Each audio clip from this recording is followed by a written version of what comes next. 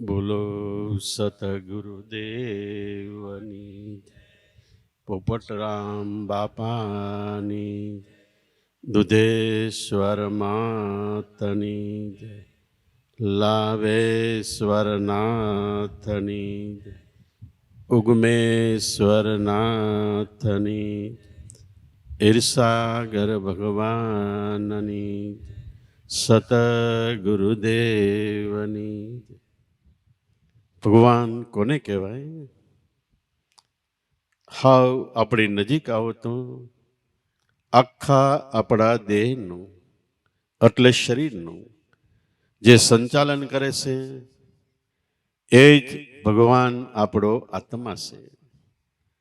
અમે એકવાર આંખના ડૉક્ટર પાસે ગયા અને પૂછવા માંડ્યા. ડૉક્ટર સારા હતા, જવાબ આપવા માંડ્યા. આંખની અંદર શું રચના છે? પહેલા જે ડોળા દેખાય એ આખો કાચનો ગોળો હોય છે. એની અંદર કોર્નિયા એટલે કેકી હોય છે. એની આગળ જાય તો ઊંડે ઊંડે પડદો હોય છે. મેં પૂછ્યું કે આંખ જોવી કેવી રીતે? એ કે પડદા મારફત. પણ પડદો જોવે કેવી રીતે? તો કે પડદાની પાછળ એક મગજ છે. આ મગજથી પ્રવાહ જોવાનો પડદામાં આવે અને હાલતા હાલતા છેલ્લે ડોળામાં આવે. ત્યાંથી આપણને દેખાય છે. તો મગજ શું? એ પૂછ્યું ત્યારે એમણે કીધું ઓમ તો અમારા ભણતરથી 12 મગજ આવે છે, પણ થોડુંક કહું તો આપણું મગજ છે ચેતન જીવતું ભગવાનનું એક કારખાનું છે. આ કારખાનામાં મગજથી જુદી જુદી નસો એક એક ઇન્દ્રિયમાં જાય છે. એક નસ આંખમાં જાય છે, જે આંખની બીજી સૂક્ષ્મ ઝીણી આંખ છે એમાં જાય છે ને એના મારફત દેખાય છે. કાનમાં નસ જાય, મુખમાં જાય, હાથમાં, પગમાં, હૃદયમાં, કિડનીમાં, લીવરમાં, ફેફસામાં, આખા શરીરમાં મગજમાંથી એક એક નસ જાય છે. એ સૂક્ષ્મ સ્વરૂપે આપણને કામ કરાવે છે. તો આ દેહમાં મગજ છે એ ચેતન આત્મા ભગવાનનું એક જીવતું જાગતું કારખાનું છે. એનાથી આખું શરીરનું સંચાલન ચાલે છે. અને એને શાસ્ત્રોમાં ઋષિ મુનિઓએ સહસ્ત્ર કમલ દલ કીધું છે. આપણી ભૂમિકાઓમાં ખટ ચક્ર 6 ચક્ર છે જ્ઞાનના, એમાં 7મું ચક્ર સહસ્ત્ર દલ ચક્ર. આખા મગજમાં હજારો જ્ઞાન તંતુઓ ચેતન હોય છે. એનાથી આખું શરીરનું ચેતન ચાલે છે. હાથ પગ હલે, આંખ જોવે, કાન સાંભળે, બધા એમાં ચેતન હોય તો જ કામ થાય. આમાંથી ચેતન નીકળી ગયું, આંખના કોડા એમને રહેશે, કાન એમને રહેશે, પણ એક કામ કરી શકતા નથી. તો આપણા દેહ મંદિરમાં પરિબ્રહ્મ પરમાત્મા ભગવાનનું એક અદ્ભુત અલૌકિક કારખાનું છે. આ કારખાનું વચન થકી ચાલે છે. ચેતન એટલે જીવતો છે, પણ જીવને જીવન કામ કરવાની શક્તિ કોણ આપે છે? ગુરુ વચન મહામંત્ર. ગુરુ વચન એટલે ખાલી શબ્દ, અક્ષર કે વાક્ય નથી. ગુરુ વચન પોતે જ પરિબ્રહ્મ પરમાત્મા છે. પણ ક્યારે કે નામનું સ્મરણ, એનું ચિંતન કરતા, ધ્યાન કરતા એકવાર આપણી સુરતા ગુરુ વચન એટલે શબ્દમાં સમાઈ જાય ત્યારે શબ્દ પોતે જ પરિબ્રહ્મ પરમાત્મા છે. એટલે એ વચન અનંત બ્રહ્માંડમાં બધે વ્યાપક છે. કૃષ્ણ ભગવાન કે અર્જુન, હું પૃથ્વી, વાયુ, જળ, આકાશ, અગ્નિ, ચંદ્ર, સૂર્ય, જળ, ચેતન બધે છું. પણ પ્રગટ માનવ મંદિરમાં શ્વાસોશ્વાસમાં છું. જ્યાં હું પ્રગટ છું અને મને ગોતવું હોય તો ત્યાં મળે છે. ઈશ્વર કો ઢૂંઢે સબ દુનિયા, કોઈ પથ્થર કોઈ પાણીમાં, કોઈ વેદ કોઈ વાણીમાં, પણ છેલ્લે મળે છે ક્યાં?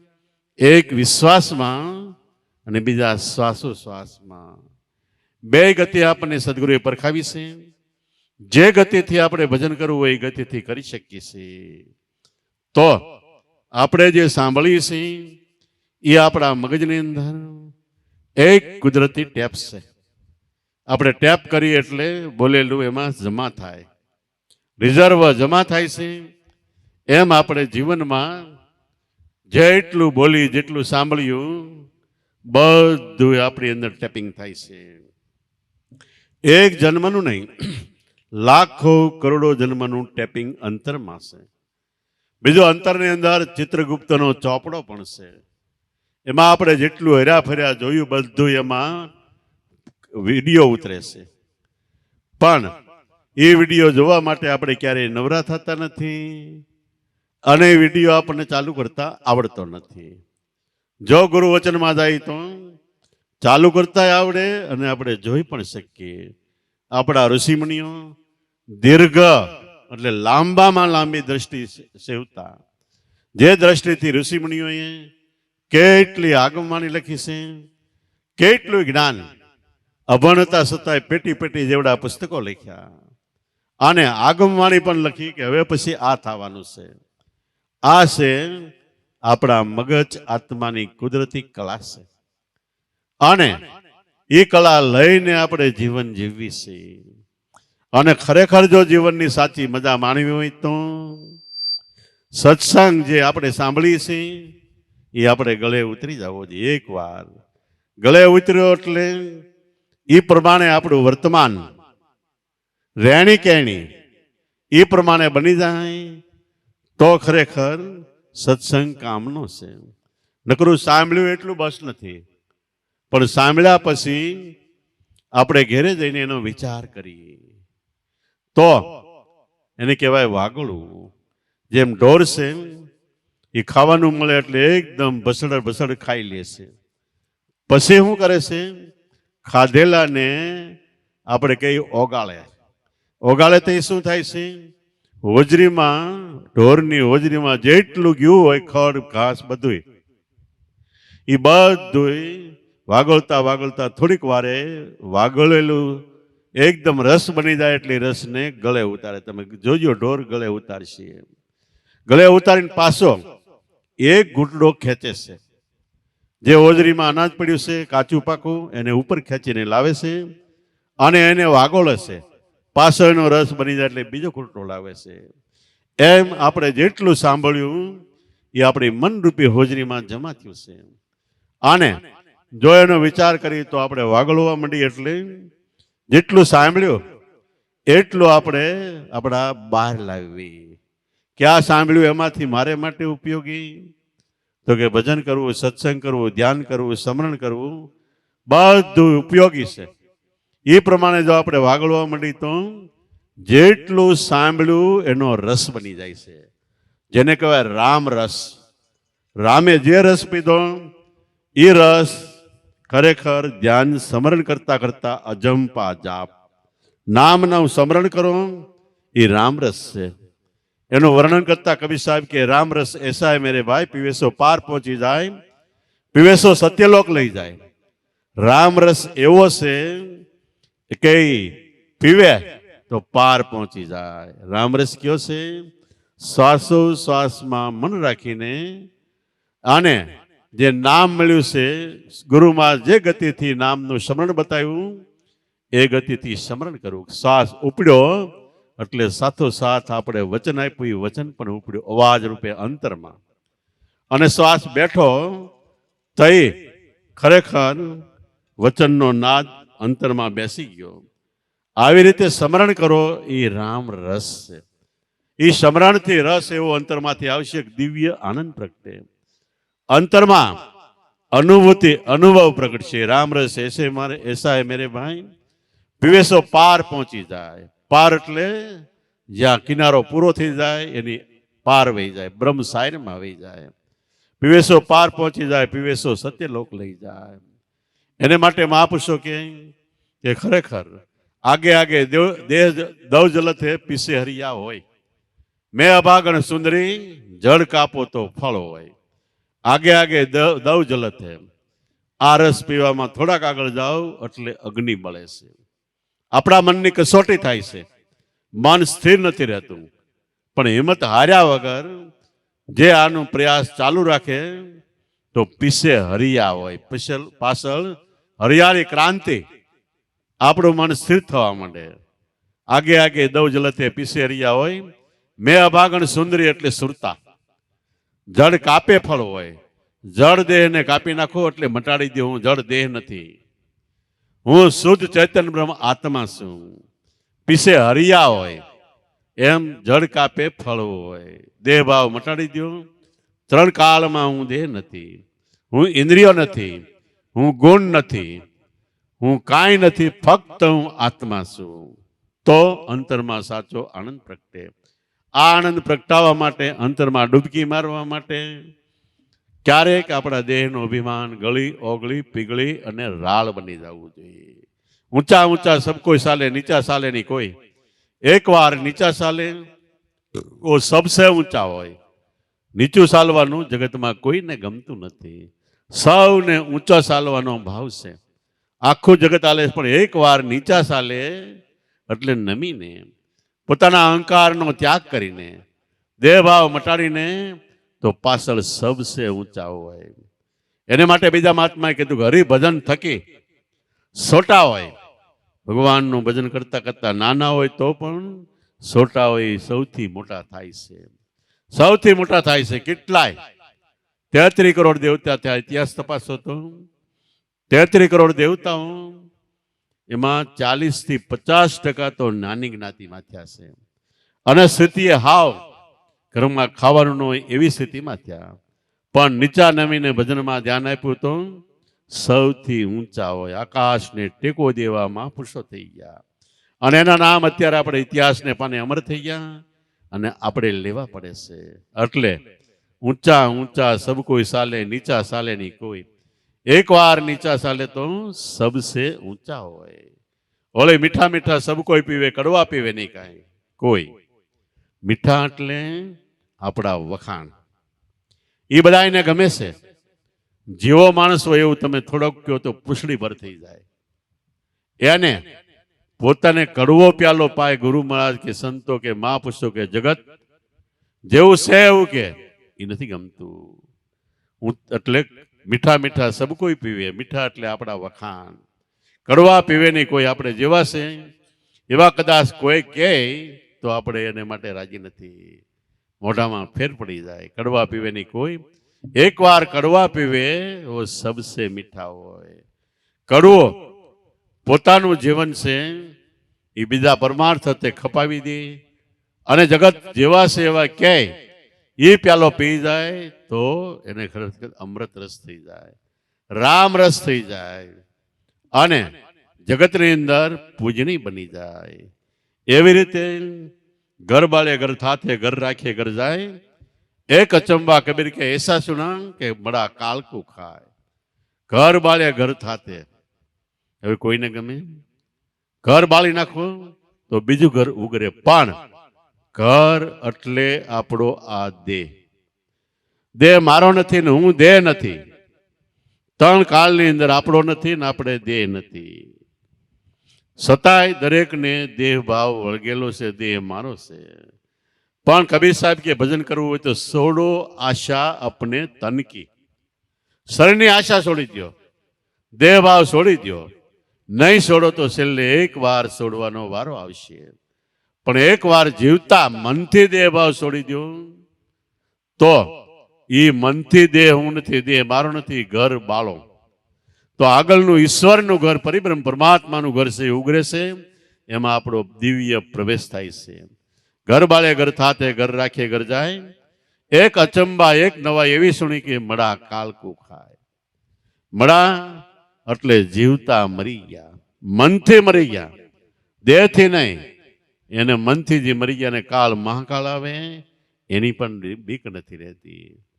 તો મડા કાળકું ખાય, મેં મેરા ઘર જલા દિયા, કબીર કે લિયા અગન પલિતા હાથ.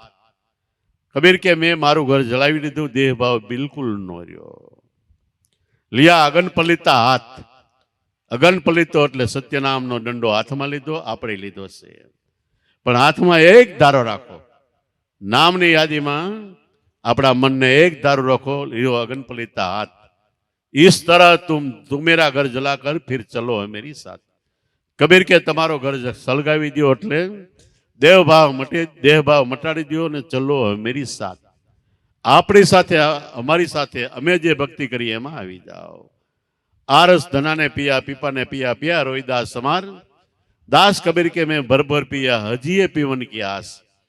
જે રસ આપણે પી રહ્યા છીએ એટલે બ્રહ્મરસ, આત્માથી આવતો આનંદનો રસ, એ ધનાને પિયા ધોળામાં, પીપા ભગતને પિયા.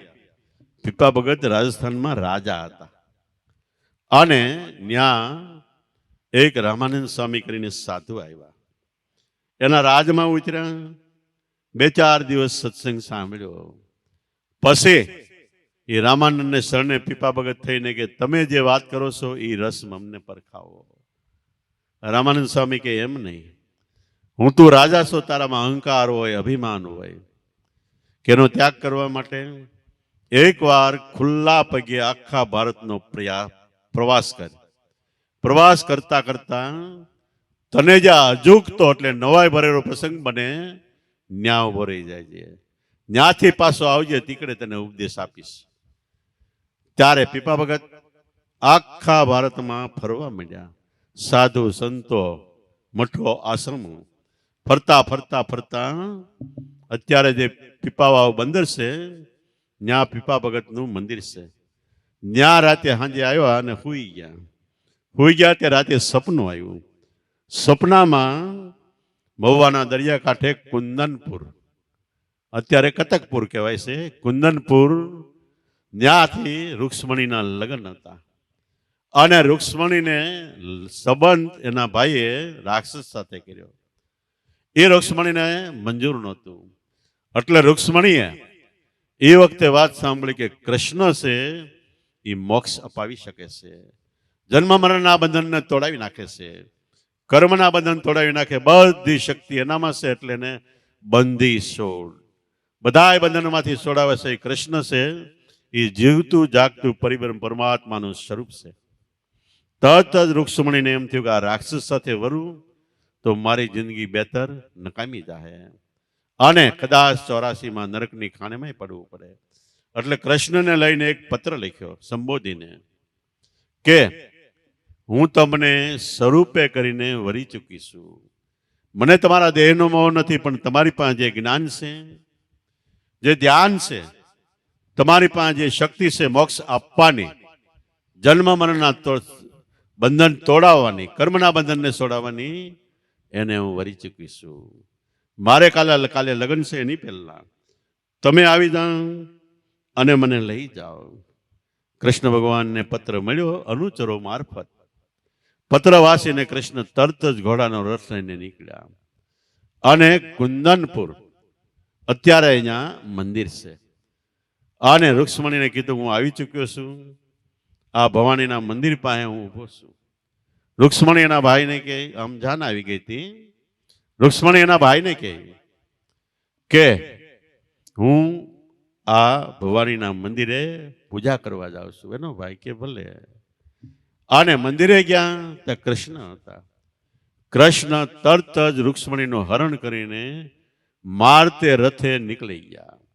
અત્યારે જ્યાં પીપાવાવ છે બંદર છે, ત્યાં 4 ઘોડાનો રથ લઈને ત્યાં સાંજ પડી એટલે પૂગ્યા. ત્યાં એને ઢાળો એટલે વિશ્રામ કર્યો. ખાઈ પીને પછી કૃષ્ણ ભગવાને રૂક્ષ્મણીને સત્સંગ આપ્યો કે જુઓ, મનુષ્ય અવતાર ખાવા પીવા, હરવા ફરવા, મોજ શોખ માટે નથી, પણ આપણે જીવન જીવી છીએ, આપણી અંદર પ્રાણ છે ત્યાં સુધી પ્રાણને ચલાવનાર પરિબ્રહ્મ પરમાત્મા ભગવાન આપણો આત્મા આપણી સાથે છે, એની ઓળખાણ કરવા માટે માનવ દેહ છે. બાકી દેહ તો ક્ષણ ભંગુર, એટલે એક પલકમાં ખલાસ થવાનો છે. પણ દેહ છે ત્યાં સુધી દેહને શરીરને લીલો ત્રોસા જેવો રાખનાર આપણી અંદર આત્મા પરિબ્રહ્મ પરમાત્મા છે. જાણવા જેવો, જોવા જેવો, અનુભવવા જેવો, આણવા જેવો, માણવા જેવો એ એક જ છે. જે નરસિંહ મહેતા કે સાંભળ સજની એટલે મારી વૃત્તિ સેજ વધારણ ભાઈ. સાંભળ સજની, ધ્યાન ધરીને ખ્યાલ રાખીને સાંભળ. આજ મેં એક અનુપમ દીઠો. ગમે એટલી ઉપમા આપો, અજર છે, અમર છે, અખંડ છે, અવિનાશી છે, અગોરચ છે, અવાચ્ય છે, કૃપા સિંધુ છે, દયાનો સાગર છે, અધમ ઉદાહરણ છે, ભવજલ તારણ છે, જન્મ સુધારણ છે, પણ છે આપણો આત્મા. ઈ મેં અનુપમ દીઠો. જે દીઠો તે જોયા સરખો, જોવા જેવું એક જ છે. અમૃત પે અતિ મીઠો. પાણી કરતા દૂધ કિંમતી, દૂધ કરતા અમૃત કિંમતી, અને એના કરતા કિંમતી આપણો આત્મા છે. એ દીઠો જોયો, જે દીઠો તે જોયા સરખો, અમૃત પે અતિ મીઠો. તો કૃષ્ણ ભગવાન કે ઈ ભગવાન આપણી અંદર, આપણા અંતઃકરણમાં, તારાને મારા દરેકના અંતઃકરણમાં સાથે છે. એમ કરીને ઘણું જ જ્ઞાન આખી રાત આપ્યું. અને જ્ઞાન આપ્યું ત્યારે ખરેખર રૂક્ષ્મણીને કૃષ્ણમાં ગુરુ ભાવ, ભગવાન ભાવ પ્રગટ્યો. એટલે ત્યારે ભગવાન ભાવ પહેલા દિવસના સત્સંગમાં પ્રગટ્યું. બીજા દિવસે માધવપુર ઘેડમાં, ઘેડ પંથકમાં માધવપુર છે, ત્યાં ફરી વખત આખી રાત કૃષ્ણ ભગવાને સત્સંગ આપ્યો. અને છેલ્લે બ્રહ્મ જ્ઞાન, જે ઉપદેશ આપણે વચન રૂપે લઈ છીએ ગુરુ મહારાજ પાસેથી, એ ઉપદેશ લીધો. એટલે અહીંયા પૂર્ણ લગ્ન થયા. અહીંયા ગાંધર્વ લગ્ન થયા અને માધવપુરમાં પૂર્ણ લગ્ન થયા. આ ગાંધર્વ લગ્ન થયા, ત્યાં લીમડા નીચે કૃષ્ણ ભગવાને આ દિવ્ય જ્ઞાન આપ્યું. એના પ્રમાણ રૂપે જે ડાળી નીચે બેઠા હતા, આખી ડાળી મીઠી થઈ ગઈ. અત્યારે જાજો પીપાઓ બંધ રહે અને ત્યાં ડાળ મીઠી છે.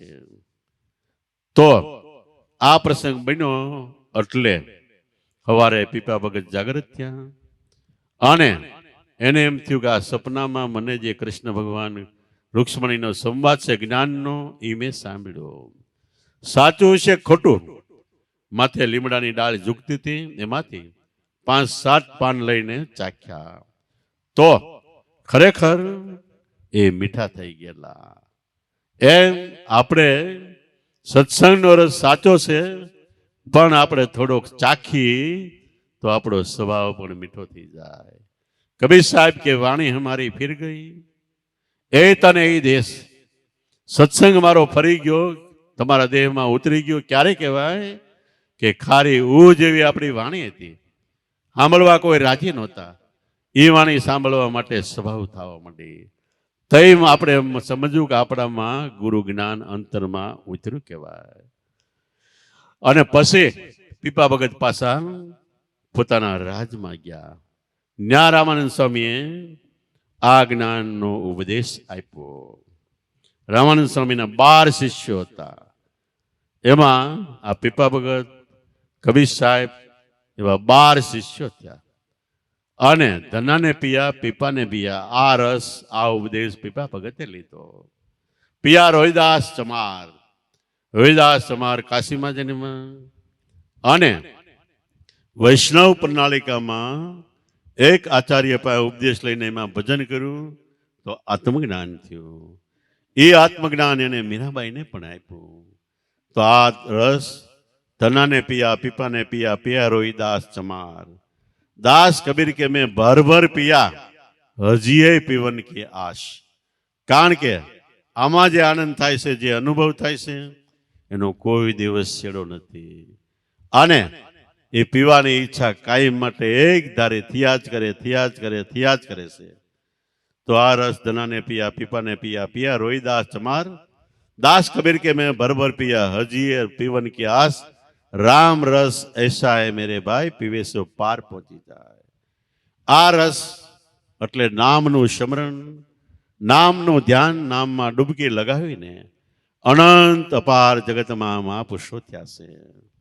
અને એમાં એકાદ બે મહાપુરુષની આપણે વાત કરી તો એક વાત એવી કહેવાય છે કે ગિરનારમાં ગુરુ દત્તાત્રેય, બાવા બાલનાથ, ગેબીનાથ, વાસુકી અને સૂર્ય શેષ આ બધા ચોપાટે રમતા. ચોપાટ રમતા એટલે ઓલી લાકડાના એ ચોપાટ નહીં. 5 તત્વનું આપણું શરીર અને 6ઠો નારાયણ આપણો આત્મા. આ શની પાઠ લેતા એટલે આ 6 નો સત્સંગ કરતા. 5 તત્વનું આપણું શરીર છે એ દાણિયા છે ચોપાટના, અને 6ઠો આત્મા એ ખરેખર દાણિયાને ખીલાવનાર છે. ચોપાટમાં 85 ખાના હોય. 84 ખાનામાં આપણી કુકરી હાલે અને 85 ખાનામાં જાય એટલે કુકરી પાકી ગઈ. પાકી ગયેલ કુકરી પાછી વળે એટલે એને કહેવાય ગાંડી. ગાંડી કુકરી થાય એટલે ફૂલે બેસેલ કુકરી હોય એને પણ ધબડી નાખે, મારી નાખે છે. એમ 85માં ઘરમાં વહી જાય એવા સંતો મહાપુરુષો એ પાકી ગયા, પરિપૂર્ણ થઈ ગયા, જેને કાંઈ કરવા પાનું ન રહ્યું. એ મહાપુરુષો પાછા વળે તો ફૂલે બેઠેલ કુકરી. એટલે વિદ્વાનો, પંડિતો, આચાર્યો બધા એને મારી નાખે એટલે ધબેડતી જાય છે. ધબેડતી જાય એટલે સંતો મહાપુરુષો પોતાના ઘરમાં વ્યાઈ ગયા, એને કોઈ વિદ્વાન, પંડિત, આચાર્ય ક્યારેય પહોંચી શકતા નથી. તો આ સોપાટ લેતા એટલે 5 તત્વનું આપણું શરીર, 6ઠો નારાયણ એની વાત કરતા. તો એમાં દત્તાત્રેયની પ્રણાલિકા હાલી. દત્તાત્રેય એટલે બ્રહ્મા, વિષ્ણુ અને મહેશ. ત્રણેયનું બાળ સ્વરૂપ એક દત્તાત્રેયમાં આવી ગયું. હાવ નજીક આવો તો આપણા દેહ મંદિરમાં રજોગુણ, તમોગુણ અને સત્વગુણ ત્રણેયનું સીધું સ્વરૂપ નામ વચન બાળ બ્રહ્મચારી. એનું સ્વરૂપ દત્તાત્રેય, દત્ત વત્તા આત્રેય. એ ભજન શું કરતા કે દત્તાત્રેય એક વાણીમાં કીધું કે ઓહંગ ઊંચા ચડે, સમ સામા મળે, આ છે નિર્ધર્મની શાન. આ શાનમાં માળા ફેરવે એને ઘટમાં થાય અંજવાળા. આ જાપ ગુરુ દત્તાત્રેય ઝૂક્યા અને જોગી જુગો જુગ કાયમ માટે અમર રહ્યા. એ દત્તાત્રેયના શિષ્ય મસંદરનાથ અને એના શિષ્ય ગોરખનાથ, એના શિષ્ય નવનાથ થયા. એ ગોરખનાથે એક વાણીમાં કીધું કે તમારે જો ઉપદેશ મળ્યો હોય તો મન તમારું, પવન એટલે શ્વાસ, મન પવન સુરતા, સુરતા એટલે પવિત્ર થયેલું મન, વ્રતે આપણા વિચારો જગતમાં ફરે છે વ્રતિ, બધા એને ઘેરીને પાછા લાવો. પાછા લાવીને ક્યાં લઈ જવાના? ગગન ઘર લાવો. ગુરુ વચનમાં મનને લાવો. તો સમતો તમે અમર પદને પાવો.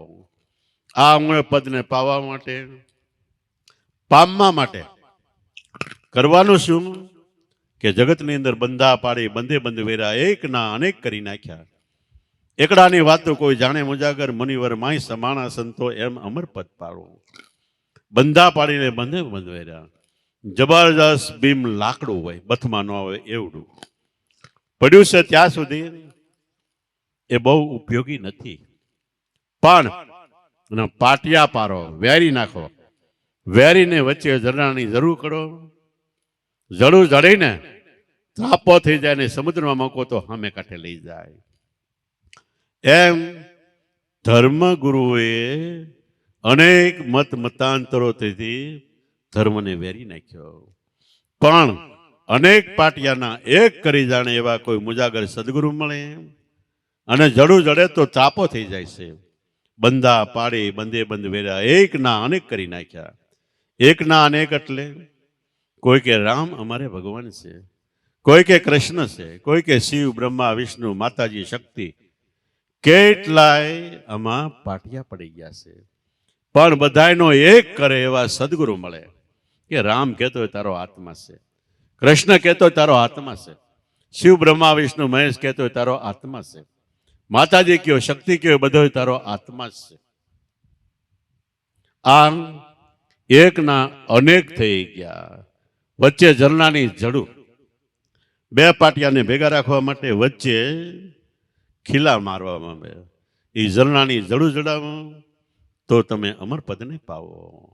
પણ કેવું થયું, મતાવાળાએ માર્ગ બગાડ્યો, દુનિયા નાખી ડોળી, ફોસિયા ફંદમાં ફંદી ઘરેડા, કાક બગાની ટોળી. મતવાળા નોખા નોખા અત્યારે આખી દુનિયામાં 14,000 જેટલી પંથ પ્રણાલિકા છે. અનેક મત થઈ ગયા. બધાય મનમાં તમે મતમાં આટા મારો તો બધાય હવ નો મત ખેંચે છે. કોઈ કે અમારો જ ભગવાન શ્રેષ્ઠ છે, કોઈ કે અમારો ભગવાન શ્રેષ્ઠ છે. એ મતાવાળાએ માર્ગ બગાડ્યો. નકર ભગવાન એક જ છે. ભગવાન અનેક નથી, એક જ છે. દુનિયામાં 8 અબજ મનુષ્યો છે અત્યારે, લગભગ એટલા છે. તો 8 અબજ આત્મા નથી. આત્મા એક જ છે. જો આત્મા પદાર્થ, વસ્તુ, લોંદો કે આકારો હોય તો અનેક થાય, પણ એ નથી. ચેતન છે.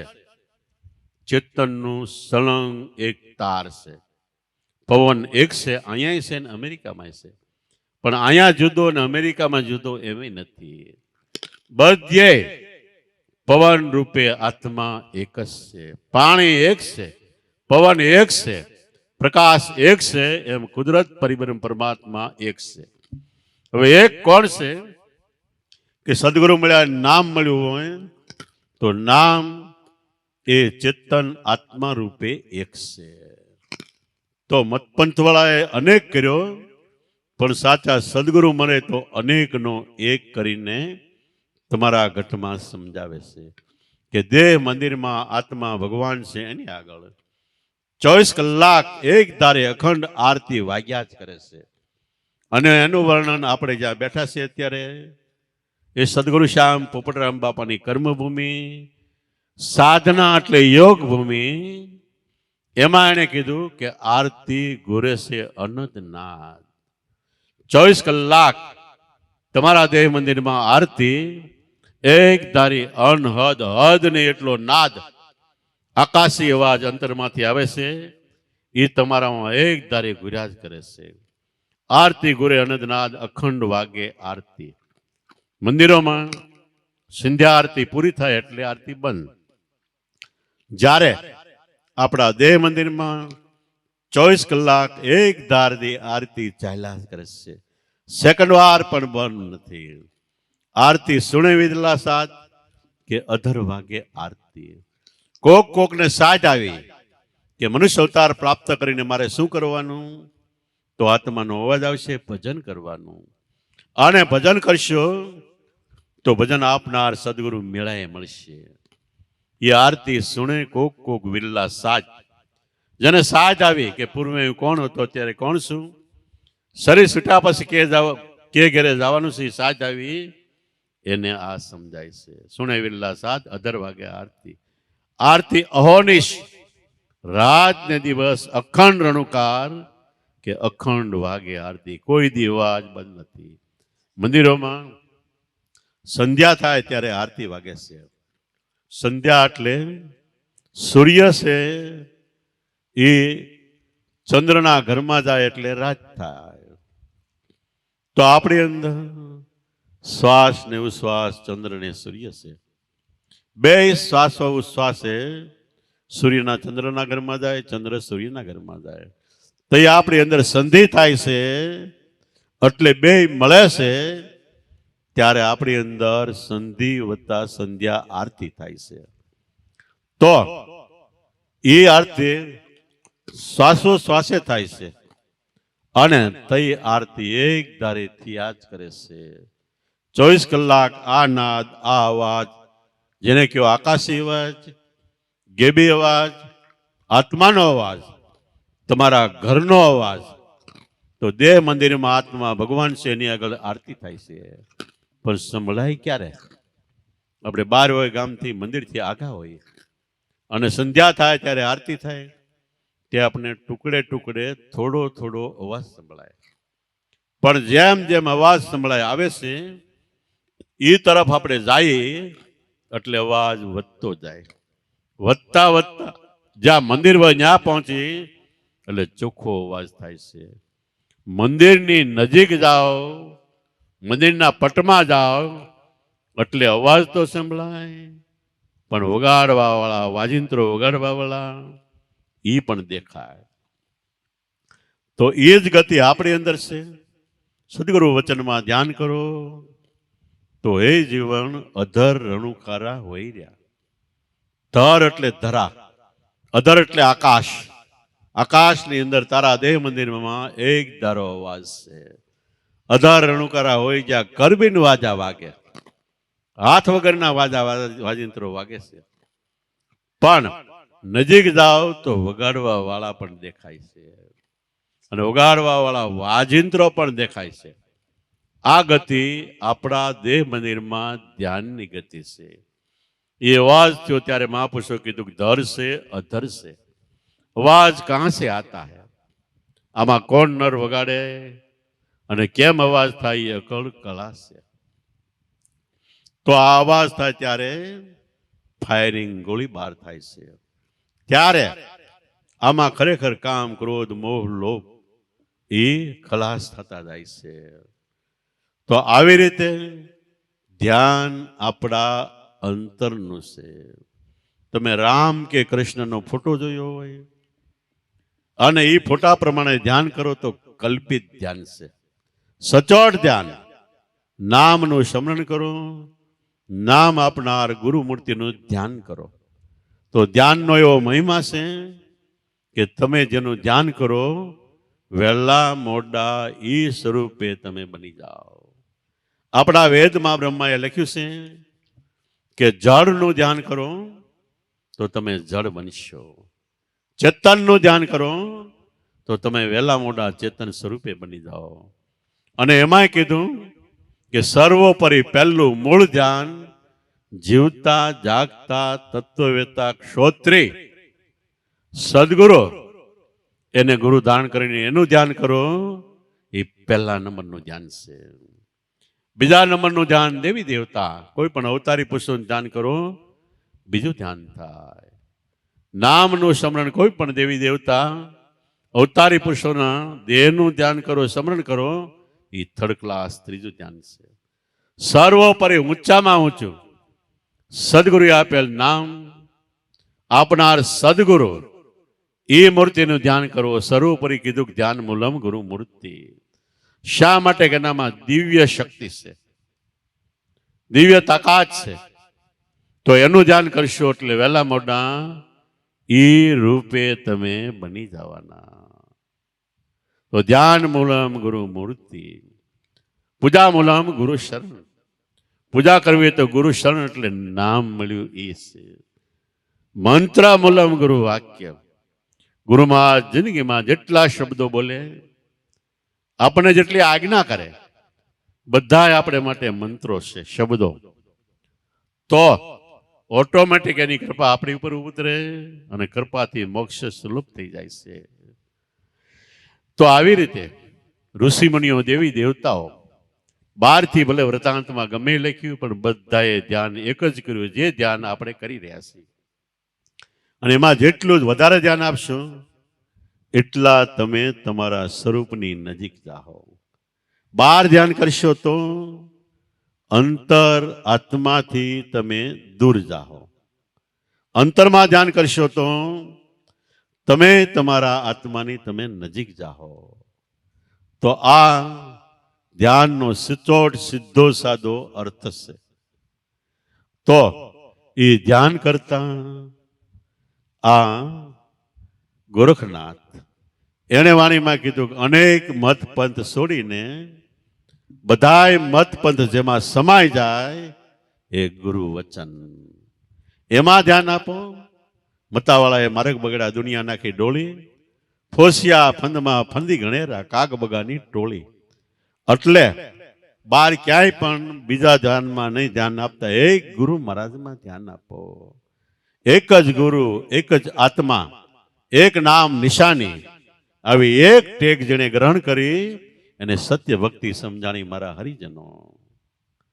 અને એથી આગળ ગોરખનાથ કે મૂળ મહેલમાં ખબર કઢાવવામાં આત્મા ક્યાંથી આવ્યો કે ઓહંગ શબ્દે માયા ઉઠાવી, સોહમ શબ્દ રણુકારો. આ અનુભવ કરવો તમારા મન પવન સુરતી વૃત્તિને ઘેરીને પાછા વાળીને અંતરમાં લાવો. મૂળ મહેલમાં એટલે ગુરુ વચનમાં ખબર કટાવો. આત્મા ક્યાંથી આવ્યો? જો આત્મા આપણે આવ્યો કે તો એને જન્મ થયો. જન્મે છે મરે છે, ઉગે છે આત્મે છે, થાય છે મટે છે, આવે છે એ જાય છે, પણ એ કાંઈ આત્માને નથી. આત્માને આવન જાવન નથી. તો એ આવ્યો ક્યાંથી? એક શબ્દ માતાના ગર્ભમાં, જેનાથી આપણા દેહનું બંધારણ થયું. બીજો એક શબ્દ જન્મ પછી બ્રહ્માંડમાંથી અંતરમાં આવ્યો, એટલે રણુકાર અવાજ પ્રગટ થયો. ઓહંગ શબ્દે માયા ઉઠાવી એટલે દેહ બનાવ્યો. સોમ શબ્દ રણુકારો. આ શબ્દમાંથી રણકાર અવાજ. અવાજ ત્રણ પ્રકારે છે. જન્મ પછી બાળક રોવે કે રડે, એ એક અવાજ છે. બીજો અવાજ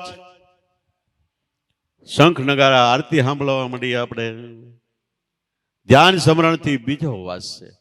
અને ત્રીજો અને છેલ્લો અવાજ નામનો અવાજ સંભળાય. નામ ગુરુ મહારાજે ક્યાંય બહારથી નથી આપ્યું.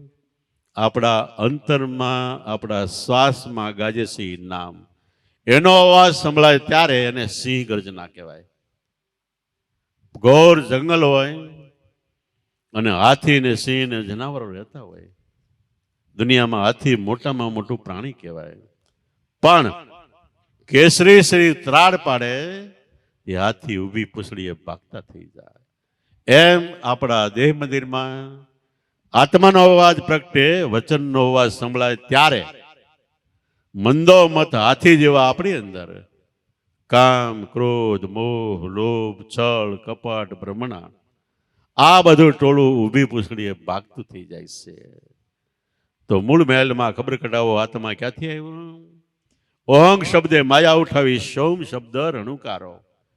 એ અવાજ સંભળાય ત્યારે ગોરખનાથ કે ઘટમાં ગંગા, ઘટમાં જમના.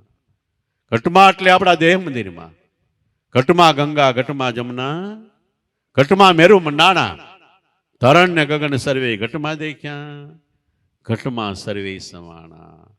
ઘટમાં ગંગા, ઘટમાં જમના, શ્વાસ ને ઉશ્વાસ બે પ્રવાહ એ ગંગા ને જમના છે. ઘટમાં ગંગા, ઘટમાં જમના, ઘટમાં મેરુ મંડાણા. આપણી પાછળ જે રજો કરોડ છે, ત્યાં ખટ ચક્ર છે, ત્યાંથી આપણો પ્રાણ બ્રહ્માંડમાં જાય છે, એ મેરુ મંડાણા. ટૂંકમાં કહી તો જગતમાં જેટલું છે બધું આપણા દેહમાં છે. એટલે વેદો કહે છે અથા બ્રહ્માંડે, બ્રહ્માંડમાં છે તથા પિંડ, એ આપણા દેહમાં છે. ઘટમાં ગંગા, ઘટમાં જમના, ઘટમાં મેરુ મંડાણા. તરણ ને ગગન બે ઘટમાં દેખ્યા. જ્યાંથી શ્વાસ ઉપડે એ ધરતી છે, અને બ્રહ્માંડમાંથી પાછો વળે એ બ્રહ્માંડ છે. તો ધરણ ને ગગન બે ઘટમાં દેખ્યા, ને ઘટમાં સર્વે સમાણા.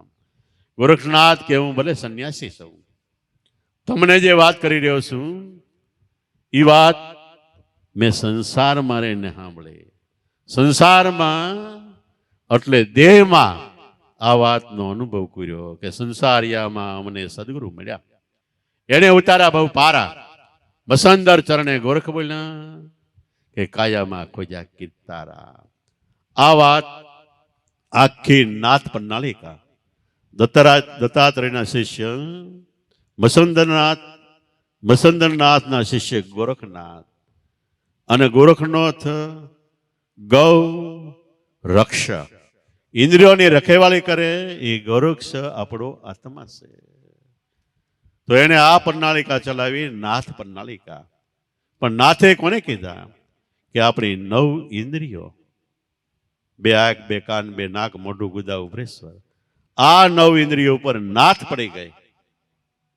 બળદને નાથ હોય તો આપણે જેમ આંકવું હોય ત્રાહો આ બાજુ એ પ્રમાણે ઓટોમેટિક ચાલે છે. નાથ ન હોય તો બળદ હામોય થઈ જાય, માથું મારો આવે. પણ નાથ પડી ગઈ એટલે એ આપણા કબજા કંટ્રોલમાં આવી ગયું. એમ 9 ઇન્દ્રિયો ઉપર ગુરુ વચનની નાથ પડી એટલે એ ખરેખર નાથ પ્રણાલિકા કહેવાય. એવી રીતે ગેબીનાથ થયા. ગેબીનાથ એને માં પૂછ્યું કે હમ ગેબી ગેબ સે આયા, વાં કશું નહીં એપ. અને જો છૂટી જાય એપ તો તમારો આત્મા જ પોતે ગેબીનાથ છે. એ ગેબીનાથના શિષ્ય એ આપા રતા થયા. આપા, જાદરા, દાન બાપુ, ગીગા આપા એ બધી ગેબીનાથની પ્રણાલિકા. અને બાવા બાળનાથની પ્રણાલિકા રામાપીર થયા. રામાપીરને કોઈએ પૂછ્યું કે તમે પીર કેમ કહેવા આવશો, તમારું પ્રગટ પ્રાગટ્ય શું છે? ત્યારે રામાપીરે કીધું કે ખરેખર પીર એટલે બીજાની પીડા ભાંગે. ખાવા પીવાનું આપી એટલી પીડા નહીં. મનુષ્ય માત્રની માથે 84ની જબરજસ્ત પીડા છે. એ પીડા ભાંગે એનું નામ પીર કહેવાય. અને બીજી રીતે કહી તો રામાપીરે પોતે કીધું અહંકારથી અમે ઉપજ્યા. ઓંકાર ગુરુ તત્વથી આપણા શરીરનું બંધારણ અનંત બ્રહ્માંડનું બંધારણ છે. સોમમાં ગયા સમાય રણુકારની રેખમાં પીર રામદે નામ ધરાય. આ પીર છે. અને એને મહાત્મા મૂળદાસ કે ખરેખર સોમ બીજ કા સકલ પસારા સર્વે ઉનકી માયા. મૂળદાસ કહે સોમ અવિનાશી ગુરુ પ્રતાપ से પાયા. તો એની પ્રણાલિકા ચાલી એ પીર પ્રણાલિકા. પછી ગેબીનાથના શિષ્ય આપા રતા થયા. એ રાજકોટ હાઈવે ઉપર મોરડી ગામ છે ત્યાં થયા. કાયમ માટે સત્સંગ કરતા અને સત્સંગનો સાચો ભેદ સમજાવતા કે ભાઈઓ નાવું ધોવું પૂજા પાઠ કરવો એ ખરેખર ભક્તિ નહીં, ભક્તિનું કર્મ છે. એનું ફળ છે સારું જીવન મળશે. પણ ભક્તિ નથી જેનાથી મન વશ થઈ જાય, જેનાથી તમે નક્કી કરી શકો કે મારો મોક્ષ થઈ ગયો. એ ભક્તિ તમારી અંદર શ્વાસોશ્વાસમાં આત્માનું જે નામ ગાજે છે, નામનું સ્મરણ કરવું એ ખરેખર ભક્તિ છે. અને નિજ એટલે આપણી પોતાની ભક્તિ છે. નિજ ભક્તિ કોઈ વિરલા જાણે, સબ જો કરત કમાય અબ મન ચેતી લે મેરા ભાઈ. નિજ એટલે આપણી પોતાની ભક્તિ આપણી અંદર છે. જે ભક્તિ છેલ્લે સુધી ચાલે એ નિજ ભક્તિ છે. આપણા શાસ્ત્રોમાં લખ્યું છે કે છેલ્લે શ્વાસે આપણી વૃત્તિ હોય એટલે સુરતા હોય અહીંયા જન્મ ધરતા. અને ખ્યાલ રહી ગયો એ ભૂમિકામાં કર્મ પ્રમાણે આપણો જન્મ થાય છે. તો છેલ્લે સુધી ભક્તિ ટકે એનું નામ ભક્તિ કહેવાય છે. આપણે પૂજા પાઠ કરતા હોય, દાદા કે કાયમ વહેલા ઉઠીને 3 વાગે નાહી ધોઈને પૂજા પાઠ કરતા. હવે ખાટલા વશ થઈ ગયા, હવે નાવાની શક્તિ નથી રહી. કે માળા ફેરવતા હવે હાથ ઊંચા નથી થતા. ધડો ધડ કર્મની ભક્તિ છે એ છેલ્લે અટકવા માંડે છે. મંદિરે જતા કે હવે ચલાતું નથી, એ ભક્તિ અટકી જાય. ભગવાનને દર્શન કરતા કે આંખે દેખાતું નથી, અટકી ગયું. કે આપણે એમ થાય છેડો સુધરે એટલે ગીતા, ભાગવત, રામાયણ વાંચીએ કે હવે સંભળાતું જ નથી, બધું અટકવા માંડી ગયું. ત્યારે છેલ્લે કઈ ભક્તિ ચાલે છે? આપણને સદગુરુએ બતાવ્યું શ્વાસોશ્વાસનું ધ્યાન. શ્વાસ છેલ્લે સુધી ચાલે છે. અને જીવતા સદગુરુ મળ્યા અને શ્વાસનું ભજન નામ આપ્યું હોય તો આ ભક્તિ છેલ્લે સુધી ટકે છે. એટલે મહાપુરુષો કે શ્વાસાની કરો સ્મરણી જપો અજંપા જાપ પરમ તત્વ કા ધ્યાન ધરો. તો સોમ એટલે આત્મા તમે આપો આપી. સોમ પરવી પવનમાં. આ ભજન મળ્યું હોય તો શ્વાસમાં પવનમાં આ શબ્દ ગાજે છે, ન્યા મન રાખો.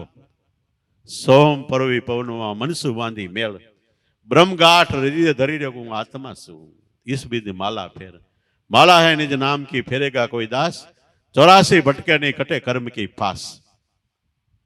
तो आ सत्संग आपा रता करता અને આજુબાજુમાંથી એની પ્રસિદ્ધિ ઘણી વધવા માંડી. એટલે ઘણાય આવવા માંડ્યા. તો ત્યાં સત્સંગ આપતા એટલે સત્યનો સંગ થાય એ વસ્તુ આપતા. એટલે નામ સત્યમાં વિરામ પામી જાય. સત્ય એ ધર્મ છે, સત્ય એ આત્મા છે, સત્ય એ નારાયણ છે, સત્ય એ ગુરુ છે અને સત્ય એ નામ છે. આ વાત શીખવાડતા એમાં બાજુના એક મેસરિયા ગામમાં નથી એક ઝાલો રબારી હતો. એ ધીમે ધીમે સત્સંગમાં આવવા માંડ્યો. સાથોસાથ એની ઘરવાળી રૂપાબાઈ હતી. એ ઝાલો રબારી રૂપાબાઈ બે સત્સંગમાં આવે છે અને આખો દિવસ ઝાલો ઢોર સારે. સાંજ પડે વાળું પાણી કરીને વહેલા એકદમ હાલીને 5 કિલોમીટર રસ્તો હાલીને જાય. 12, 1, 2, 3 જેટલો ટાઈમ સત્સંગમાં જાય એટલો ટાઈમ શાંતિથી બેહીને સાંભળે. અને સત્સંગ ત્યારે જ સંભળાય છે કે આપણું મન હાજર હોય ત્યારે. જો મન ગમે ત્યાં રખડતું ભટકતું હોય તો સત્સંગ ગળે ઉતરતો નથી. એક બાવા એક ઘેરે હતા, કાયમ દિયાત મેં માળા ફેરવે. એમાં એક દિવસ બહારથી એક ભાઈ આવ્યા અને બાબા માળા ફેરવતા હતા, તાલી બોલે નહીં. એટલે ભાઈએ પૂછ્યું કે ફલાણા દાદા ક્યાં ગયા? એટલે એના છોકરાની વહુએ કીધું કે હરિજનવાસમાં ગયા છે. તો બાબા એ શબ્દો સાંભળ્યા, રોમ રોમ થઈ ગઈ કે હું અહીં ગુડાણો છું અને આ હરિજનવાસમાં ગયા એમ કહે છે કે માળા ફેરવી લો એટલી વાત છે કે માળા ફેરવી લીધી એટલે વહુને ઉધરી લીધી. કાંઈ છે ભાન કે હું અહીં ગુડાણો છું, ઓલાને કામ છે એટલે આવ્યો ને તમે હરિજનવાસમાં આવી ગયા એમ કહો છો? વહુ બાપા કે હા. તો કે કેમ? તમે માળા ફેરવતા ફેરવતા તમારે કો તૂટી ગયો તો એ હાંધવા માટે હરિજનવાસમાં જવું એ મનમાં વિચાર કરતા એટલે તમારું મન ન્યા હતું કે. તો મન જો હાજર હોય તો જ સત્સંગ સાંભળી છે, નગર ગમે ત્યાં આવી જાય. આપણામાં કહેવત છે કે ગાળીએ દોવા ન દે. ગાને સેલાયો માંદો ગાળીઓ નાખો તો એ દોવા ન દે. દોવા ક્યારે દે? વાસડો મૂકો તે. તો આપણું મન છે એ વાસડો છે. ગૌ એટલે ભક્તિ થાય, એનો અર્થ ભક્તિ થાય. ભક્તિ કરવી હોય, ભક્તિનું દોહન કરવું હોય, ભક્તિને અંતરમાં ઉતારવું હોય, એ દૂધ પીવું હોય ભક્તિનું, તો રામરસ પીવું હોય તો મનરૂપી વાસડાને સત્સંગમાં હાજર રાખો.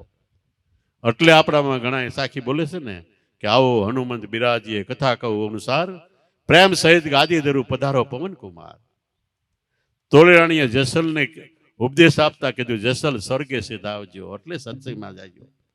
પણ ન્યા જઈને મંદડા રાખજો હાથ, મનને સત્સંગમાં રાખજો, મંદડા રાખજો હાથ, તો સરકારપુરની શેરીઓમાં. એટલે સત્સંગમાં તોલ કે હું ભાતની બનીશ પથવાર, હું ભાત લઈને આવીશ. તમને જે ભૂખ તરસ છે ભગવાનમાં મળવાની, એ ભૂખ તરસ મટે એવું ભાત લઈને, એવું જ્ઞાન લઈને હું આવીશ. એટલે સત્સંગ સાંભળવા પૂરતો નથી, વ્યવહારે જવા પૂરતો નથી, પણ ખરેખર સત્સંગ એટલે ભાગવતમાં ભગવાન કહે છે સત્સંગ એ પૃથ્વી લોકનું અમૃત છે. તો આ સત્સંગ સાંભળવા માટે ઝાલો રબારી અને રૂપાબાઈ બે જાતા. 11, 12, 1 થાય અને ઉજાગરો થાય એટલે ક્યારેક ક્યારેક ઝાલો ઢોર સારતા સારતા સાંયડે હુઈ જાય, ઝાડને સાંયડે બપોરે. ઢોર ક્યારેક ક્યારેક કોઈ પણ ખેડૂતનું ખાય એટલે નુકસાન કરે. એટલે ખેડૂતે ઝાલાના ભાઈને ફરિયાદ કરી કે આ અમારું નુકસાન કરે છે. એના ભાઈએ ઠપકો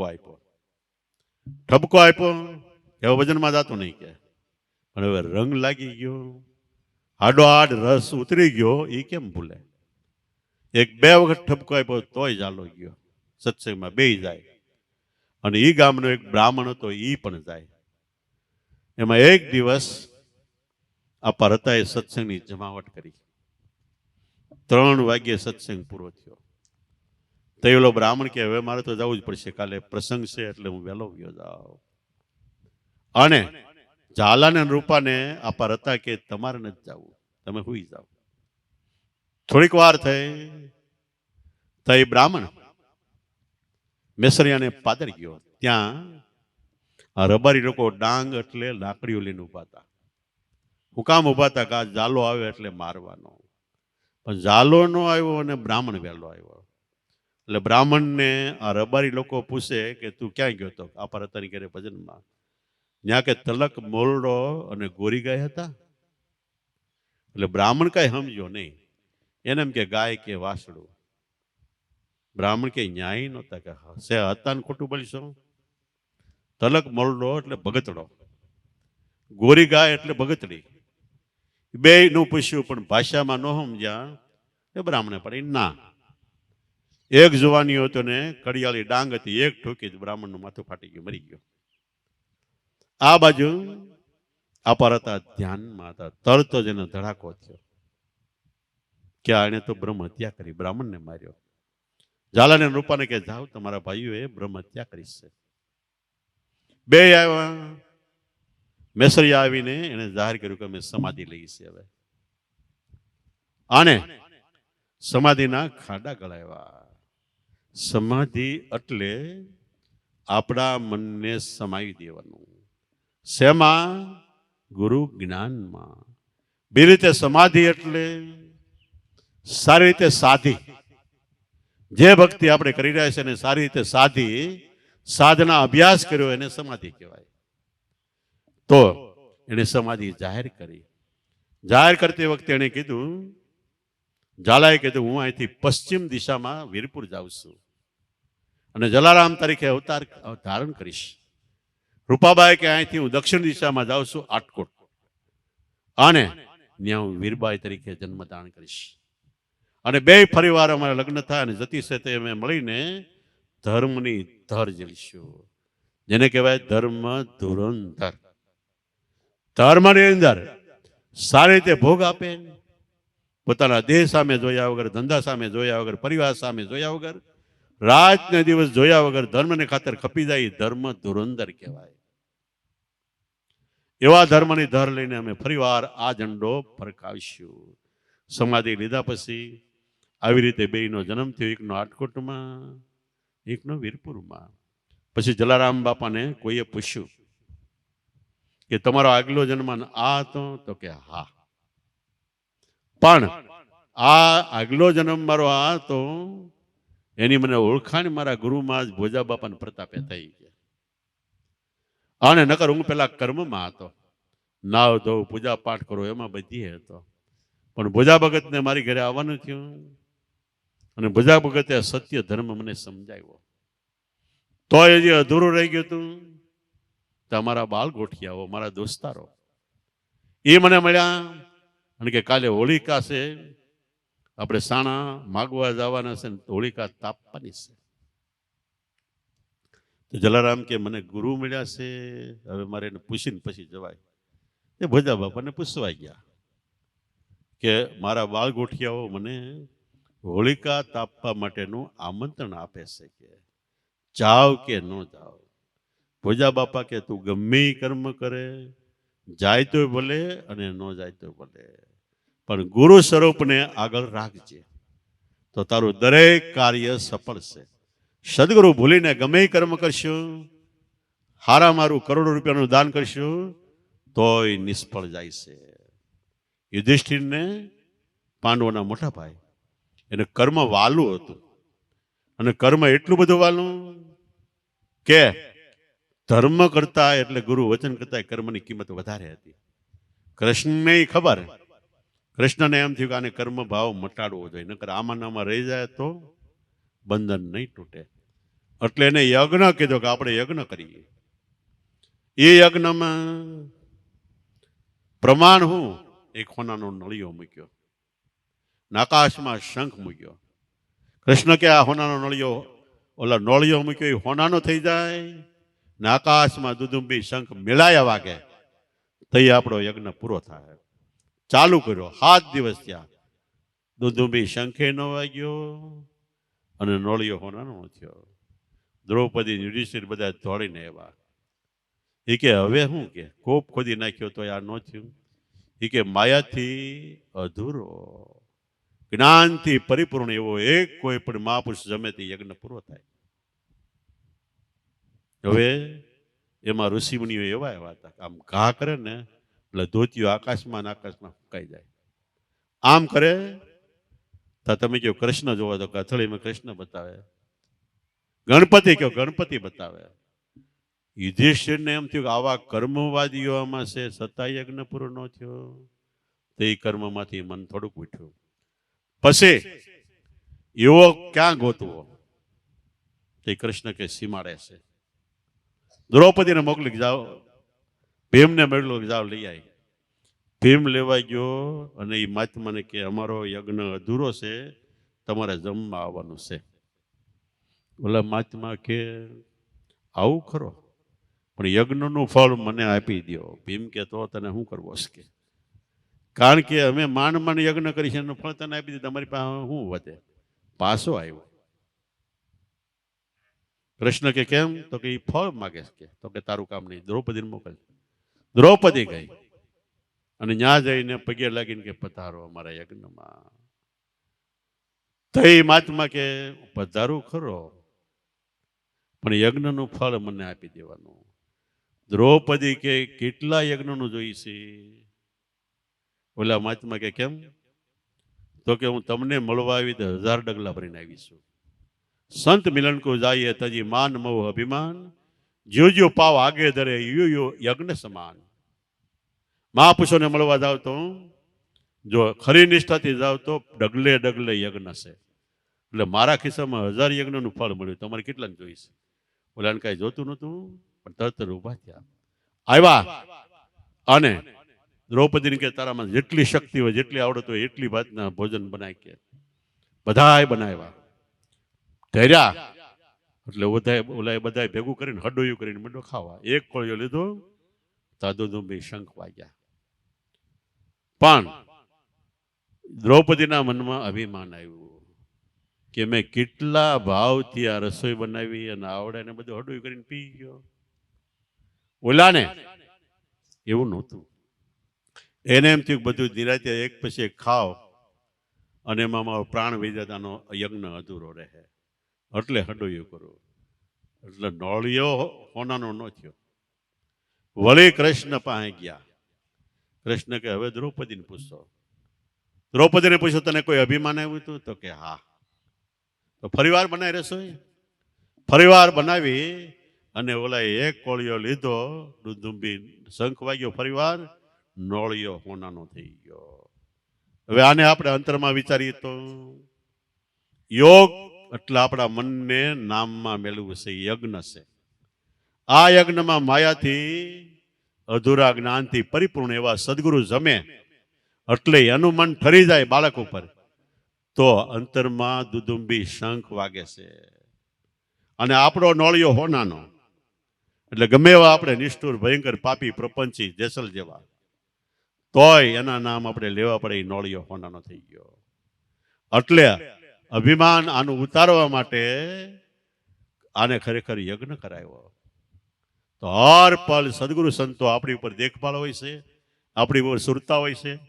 ક્યાંય પણ આપણું મન ફંટાય એટલે પરીક્ષામાં લઈને ગમે એમ કરીને બધું આપણું ઉતારી કાઢી નાખે છે. તો એવી રીતે બે સમાધિ જાહેર કરી અને આ જલારામ રૂપે અવિતરા જલારામ કહે છે, ભાઈઓ હું ખરેખર મહાન નથી, પણ મારા ગુરુ મહાન છે. એનો સત્સંગ થયો અને મેં હોળિકા તાપવાની ઈચ્છા કરી. તો એ ગુરુ મહારાજ કે તું જાતો હોય ભલે, ન જાતો હોય ભલે, બધાય કર્મ છે. બધાય કર્મ જેમાં સમાય જાય એ ધર્મ છે.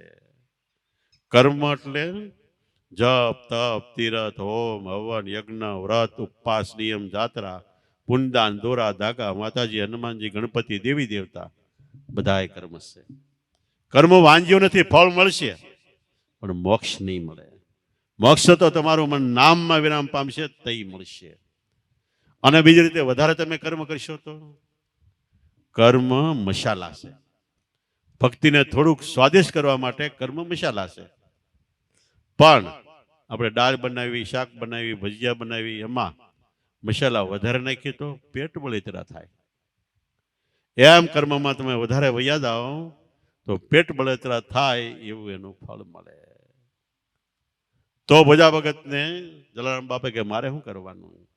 તો એ ભોજા ભગત કે ઓલી હોળી તાપવાની નથી, તારા દેહ મંદિરમાં જ્યાંથી પવન ઉપડે ત્યાં બ્રહ્મ અગ્નિ રૂપે એક ધારી હોળી જલી રહેલી છે.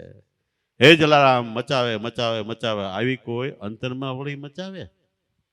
આ હોળીનું વર્ણન કરતા મચાવે મચાવે અંતરમાં હોળી એટલે એક ધારા નામનું સ્મરણ. ક્યારેય સ્મરણ અટકે નહીં, એવું સ્મરણ, એવું ભજન. અને અટકે તો મામદ સાહેબ કે હું ભજન અટકું, શ્વાસ અટકે તો હું રોષે ભરાઈને રોયો. મામદ કે જગ કરતાને મેં જોયો. તો એવી ભજન. અને આ ભજન માટે કે નાભી કમળથી સુરતા ચલાવી કોઈ શબ્દમાં સુરતા મિલાવે, પતલાલ મનસેને પાસે વાળે તો રોમે રોમે રંગ લાવે. હે જલારામ, મચાવે મચાવે આવી કોઈ હરદમ હોળી મચાવે. નાભી કમળ, ના અભી એટલે જ્યાં કોઈ પ્રકારનો ભય નથી, સુરતા ગુરુ વચનમાં જાય. એ નાભી કમળથી સુરતાને ગુરુ વચનમાંથી ખેંચીને નાભી કમળથી સુરતા ચલાવી કોઈ શબ્દમાં સુરતા મિલાવે, નામમાં સમાઈ જાય. પતલેલ મન છે પાછું વાળે. પટલેલ એટલે રાખ ભિખારું. આપણે ભજન કરવાની વાત આવે એટલે વરસાદ આવશે, શરદી થઈ છે, ફલાણા ઠેકના પ્રસંગમાં જવું છે, આપણીથી ન થાય, આળા સડે, જાજી વાર ધ્યાનમાં બેસી એટલે બેસાતું નથી. આ બધું મનમાં વિચારી એ પતલેલ મન છે પહેલેથી છે. આપણે એમ થાય વિચાર તો આવે ને તો આપણે પ્રસંગ માંડી ત્યાં કઈ એવો નબળો વિચાર આવે છે કે નહીં થાય પ્રસંગ? ના તો રાત ને દી ઉજાગરા કરી, ક્યાંય ખામી ન આવી હોય જોઈજો, કોઈને ખોટું ન લાગવું જોઈએ. અને 3-4 આઈટમ બનાવી કે આપણી પાસે સગવડ છે, હજી 1-2 વધારો, 2 ફરસાણ વધારો. ત્યાં ક્યાંય કચાસ ખામી રહેવા દેતા નથી. અને ભક્તિ કરવામાં મોળી નસે હાથ જાય એવા માથું ખંજવાળવા માંડે. એ પતલેલ મનસે ને પાછું વળીને એકવાર ગુરુ વચનમાં લાવો અને જીગરથી, હિંમતથી, હમદર્દીથી અને ખરેખર જીગરથી લાવો. કેવી જીગરથી? એક મજૂરનબાઈ ખાટલામાં હુટી હતી, ભાંગલ ખાટલામાં. એમાં ખાટલાની વાણ બધું તૂટી ગયું થોડુંક, એમાં માથું ઘરી ગયું વાણની અંદર. એમાં આવ્યું સપનું. સપનામાં કે સોર આવ્યા અને સોર એ બાઈનું માથું કાપીને લઈ ગયા, એવું એને સપનું આવ્યું. બાઈ માથું ખરેખર વાણમાં કરી નીચે લબડતું હતું. બાય રાડ્યું પાડવા માંડી, દોડો દોડો, સોર આવ્યા, સોર આવ્યા, મારું માથું કાપીને લઈ જાય છે. એ બધા દોડ્યા. બાય વાણ ખાટલામાં હતું ત્યાં બધા ન જોયું, કેમનું કહ્યું? બાય આમ ખાટલામાં પડી પડી કે આમ ગયા આમ ગયા, ફરતી બાજુ દોડ્યા. તો એક માણસે કીધું કે બાય તારું માથું લઈ ગયા તો તું બોલે છે કેમ? માથું કપા જરા ન બોલીએ કે ને? તો કહું જીગરથી બોલું છું. એમ જે ગુરુ વચનમાં જીગરથી ભજન કરે એનું કામ છે, લોલા વેડા કરે એનું કામ નથી. પાખંડ ભક્તિથી પ્રભુને ન રીજે, ગુરુને કાચા મત જાણો. પાખંડ ભક્તિથી પ્રભુ ન રીજે. ગુરુ કાચા છે, બિચારા છે, રાખ છે, આમ છે, તેમ છે, એમ ન માનો. ગુરુ તો દેવના દેવ, પીરના પીર, સાહેબના સાહેબ ને ભગવાનના ભગવાન છે. કૃષ્ણ ભગવાન હતા, અવતારી પુરુષ હતા, છતાંય ચાંદીપની ઋષિના શરણમાં કાયમ માટે 12 વર્ષ રહ્યા ત્યાં સુધી આધીનતા હતી. એક પણ શબ્દ ચાંદીપની ઋષિનો ગુરુમાજનો પડવાનો લીધો. હજી ગુરુમાજ કે એ પ્રમાણે એ શબ્દ ઉચકી લે. હજી આમ પાણી કહેવા જાય તો દોડતા થઈ જાય, પાણી લઈ આવે. ગુરુમાજ હુવે એની પેલા એની સેવા કરીને પછી હુતા, ગુરુમાજ હુતા પછી જાગ્યા પહેલા જાગી જાય અને પોતે નાય ધોઈને દાંતના હાથમાં રાખીને ઉભા રહી જાય. આવી એને સેવા કરી તો કૃષ્ણના જીવનમાં કોઈ વસ્તુ અશક્ય ન રહી. એમ આપણે જો ખરેખર તન મન ધન લગાવીને મન વચન કર્મ પરાયણિત બનીને સદગુરુને સેવી તો આત્મા પ્રગટ છે, સાક્ષાત્કાર થતા વાર ન લાગે. તો એવી રીતે નાભી કમળથી એટલે ગુરુ વચનમાંથી સુરતા ચલાવી કોઈ શબ્દમાં સુરતા મિલાવે, પતલેલ મનસે ને પાછું વાળે, ગુરુ વચનમાં લાવે તો રોમે રોવે, રૂવાડે રૂવાડે રણકાર જાગી જાય. આખા શરીરમાં 3.5 કરોડ રૂવાડા છે. રૂવાડે રૂવાડે અવાજ ચાલુ થઈ જાય, વાળ ને એક એક વાળમાં અવાજ ચાલુ થઈ જાય. અર્જુન સૂતો તો, કૃષ્ણ આવ્યા પટરાણીઓ સહિત, સૂતો તો અને માથું ધોયેલું અને વાળ ભીના હતા.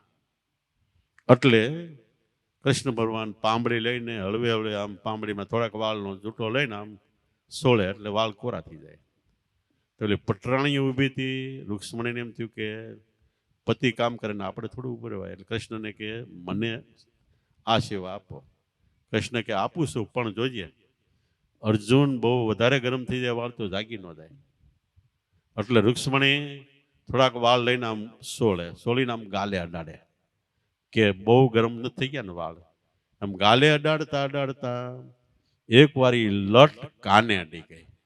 તા તો લટના રૂવાડે કૃષ્ણ કૃષ્ણ કૃષ્ણ કૃષ્ણ જાપ થતો હતો. તય રૂક્ષ્મણીને થઈ ગયા કૃષ્ણ ભગવાન અહીંયા થોડી દેર હું કામ અહીંયા છે એમ પ્રેમ છે ત્યાં જાપ ઓટોમેટિક થાય છે. યમુના નદી હિમાલયમાંથી નીકળીને દિલ્હી વટાવીને જાય છે તે ખળભળાટ વહેશે અવાજ છે, પણ વ્રજમાં જાય એટલે અવાજ બંધ થઈને કૃષ્ણ કૃષ્ણ કૃષ્ણ કૃષ્ણ એવો અવાજ થાય છે. એવી રીતે વ્રજના દરેક ઝાડવા પશુ પક્ષીઓ એ પણ કૃષ્ણ કૃષ્ણ જાપ જપે છે. એવું આપણું જીવન થાય તો ખરેખર આપણો જાપ સાચો છે. એટલે નાભી કમળથી સુરતા ચલાવી કોઈ શબ્દમાં સુરતા મિલાવે. પતલેલ મન છે ને પાસેરું વાળે તો રોમે રોમે રંગ લાવે. જલારામ આવી કોઈ હરદમ હોળી મચાવે. વળી હું કીધું કે આવી હોળી મચાવે. આવી હોળી કેમ મચે કે આપણું મન અનંત જન્મથી રાખ ભિખારી થયું છે. એ મનને સમજાવવા માટે, આપણા મનને સમજાવવા માટે સદગુરુની સહાયતા વગર કોઈનું મન ક્યારેય સમજતું નથી.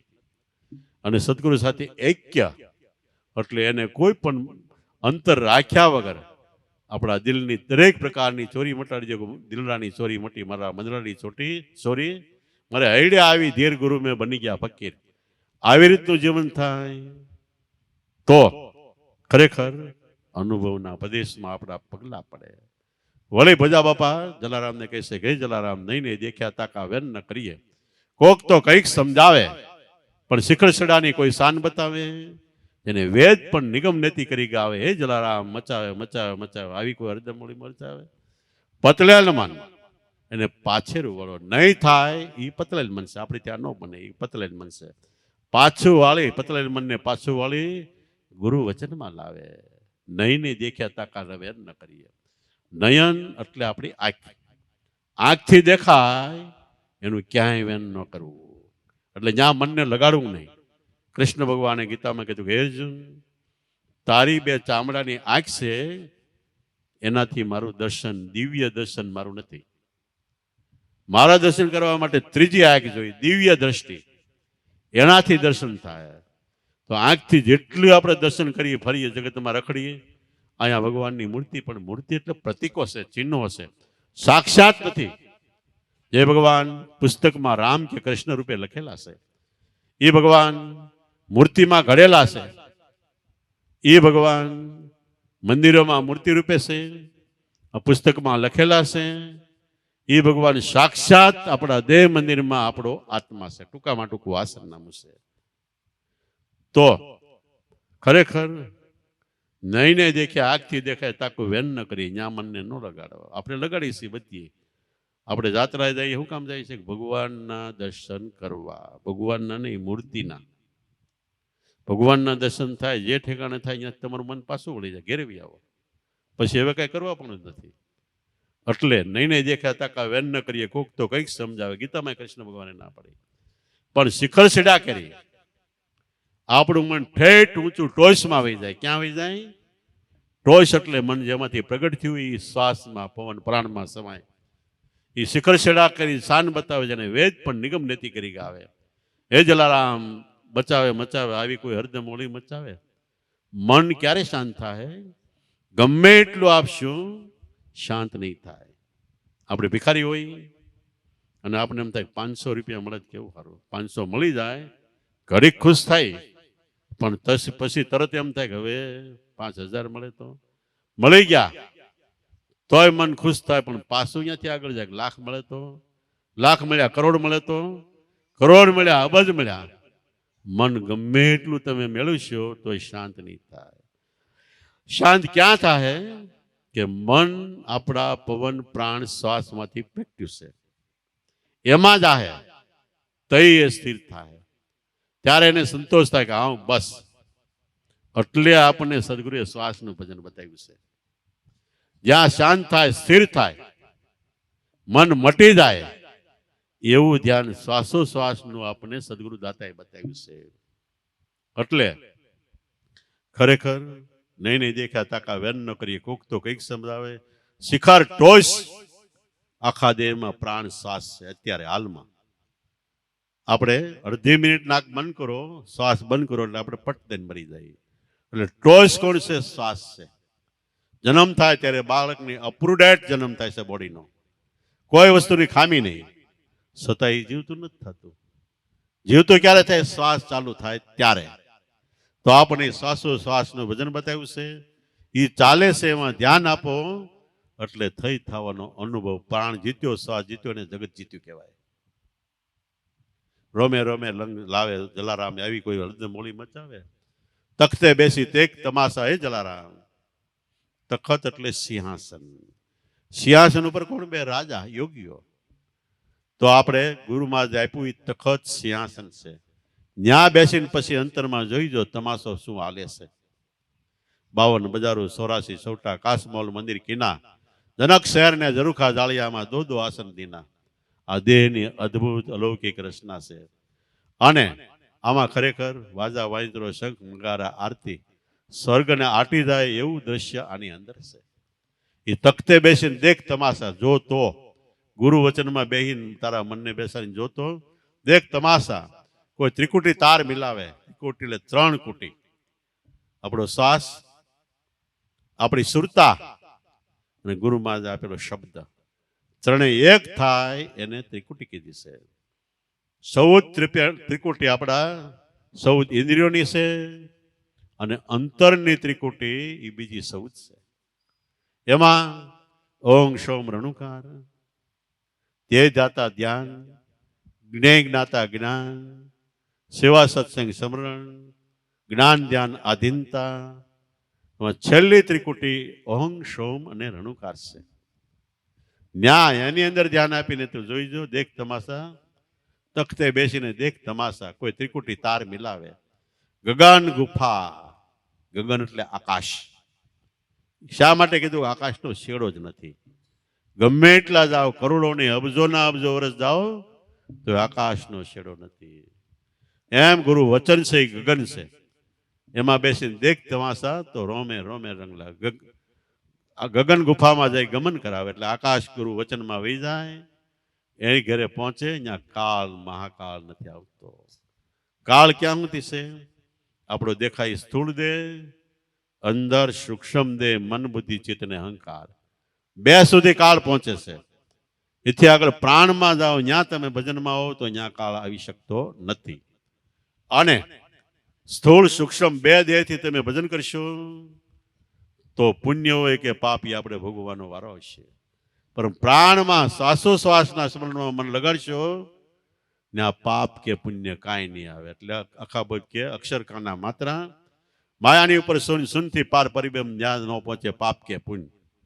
સદગુરુ આ કાગળ લખે, એના વાંચનારા કોક વિરલા કોક જવેરલા કે સદગુરુ કાગળ લખે.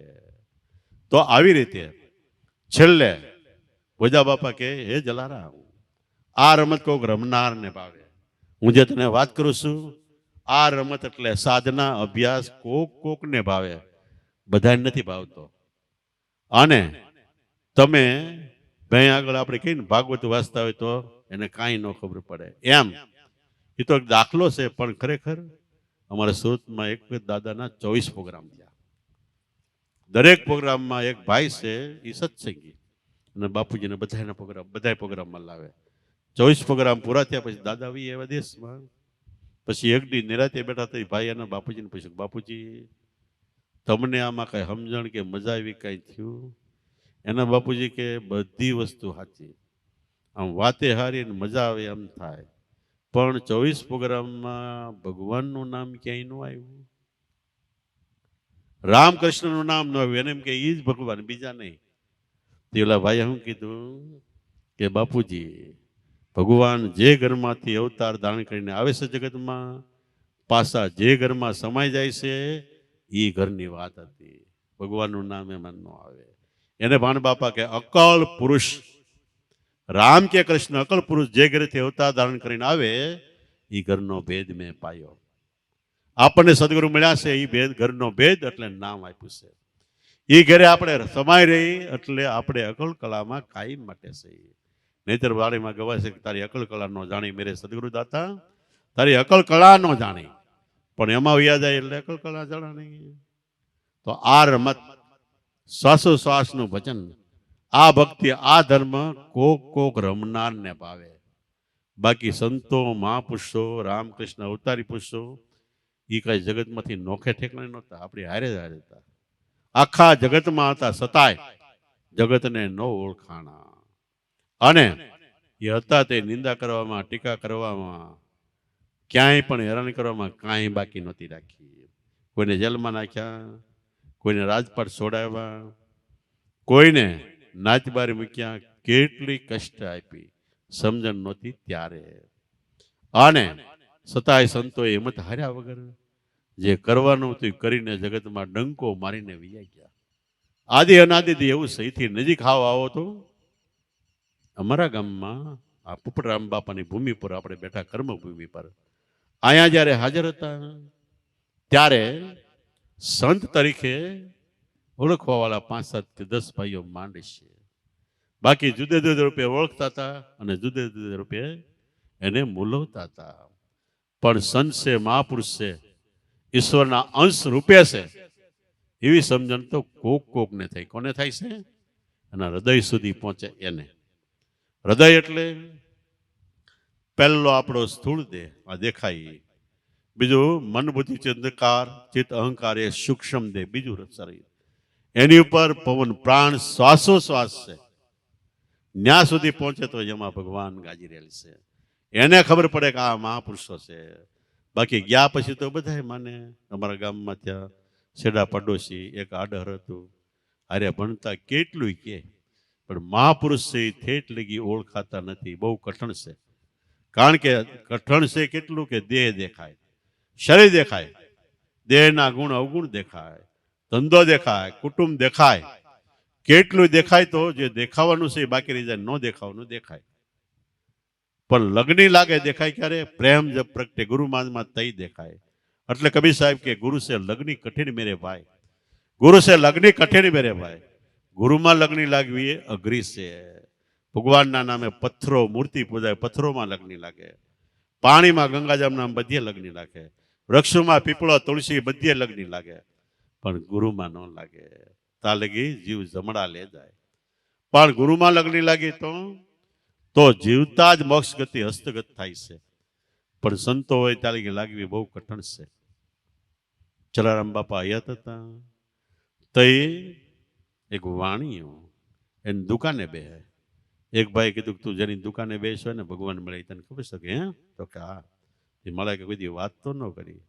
બીજે દી આવીને બેઠો, પછી પૂછ્યું કે તમને ભગવાન મળ્યા છે? તો કે હું મળ્યા. એ થોડા ના પાડે કઈ. સત કોઈ દી સાની રે. પૈસા વાળા હોય, એની પાસે પૈસા હોય, એની સચ સાની નથી થતી. તો પિયુજી એટલે પરિબ્રહ્મ પરમાત્મા ભગવાન મળ્યા, પિયુજી મળ્યા, એનું પારખ્યું, એની કાયા કઈ બતાવે, એનું શરીર તેજ કઈ, બ્રહ્મ તેજ કઈ બતાવે. અન્યોને જે હુઈ મિલે અને છૂટે છેલ્લે માલે. જગતમાં સોળે દાડે, આમ જગતમાં કોઈ સુપી ભક્તિ નથી કરી, સોળે દાડે ભક્તિ કરીએ.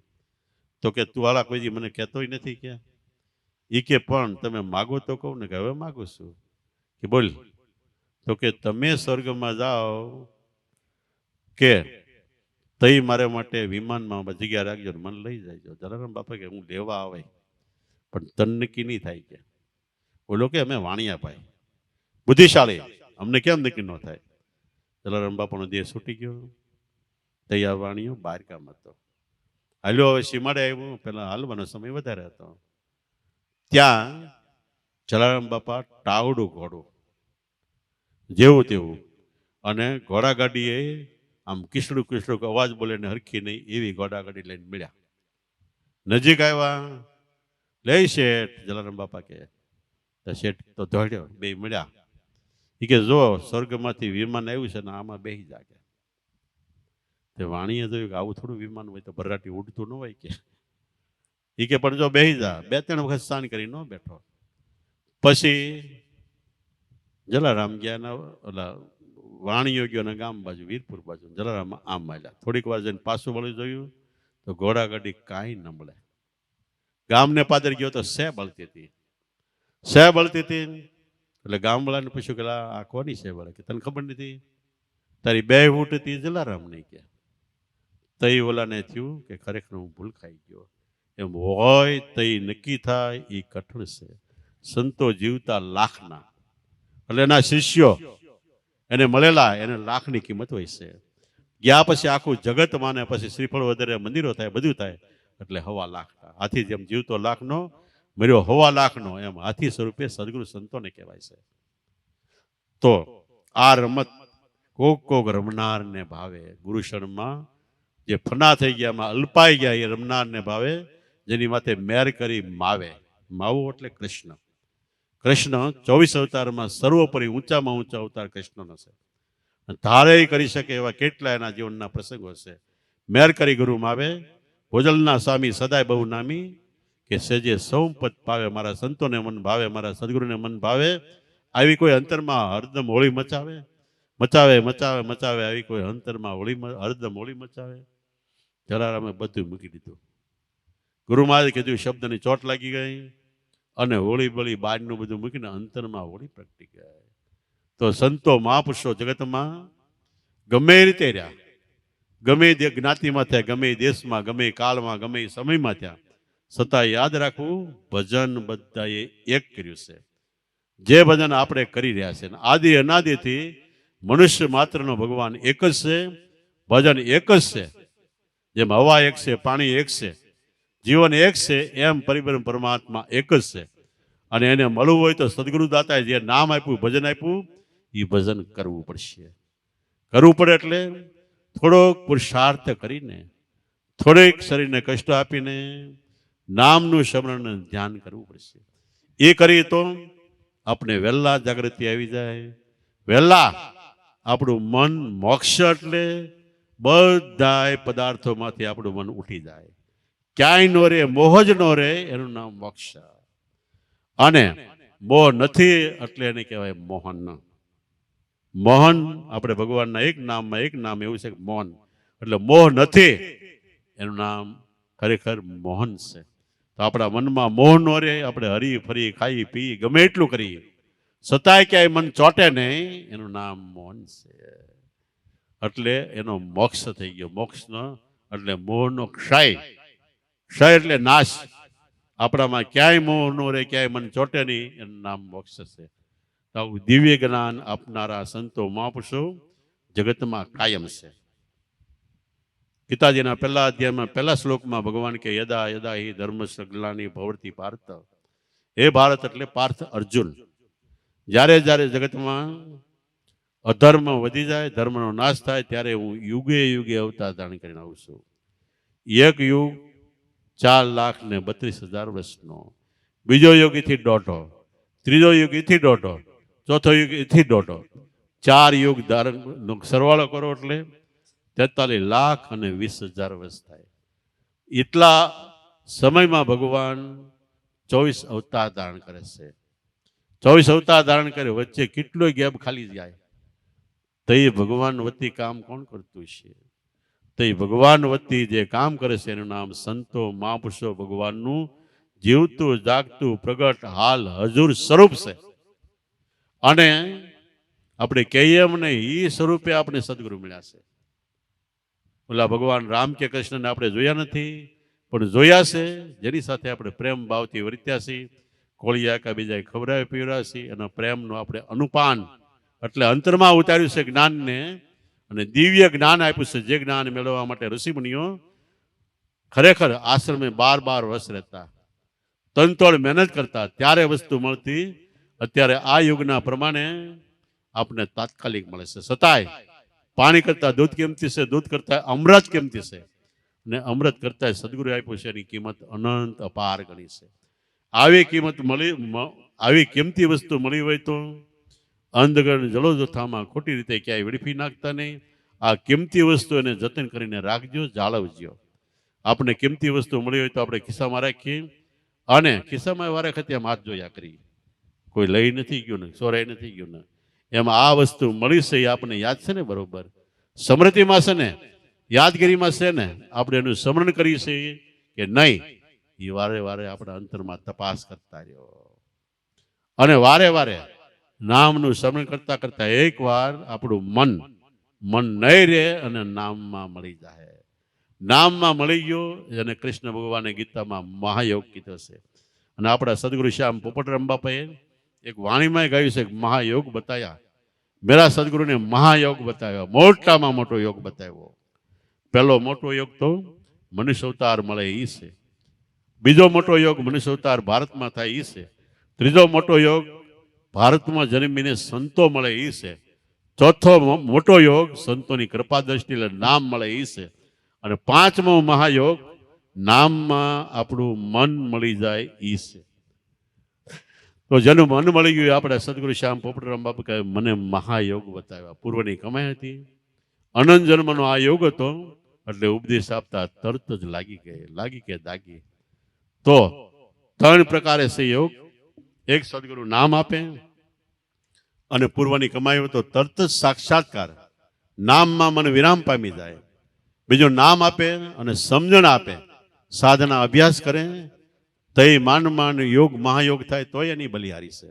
અને ત્રીજો મહાયોગ ગુરુ વચન મળ્યા પછી પણ ગુરુ ગમે એટલું સમજાવે છતાંય સમજે નહીં, એમાં ગુણદોષ જોવે, એ ખરેખર આપણે કહેવાય નહીં.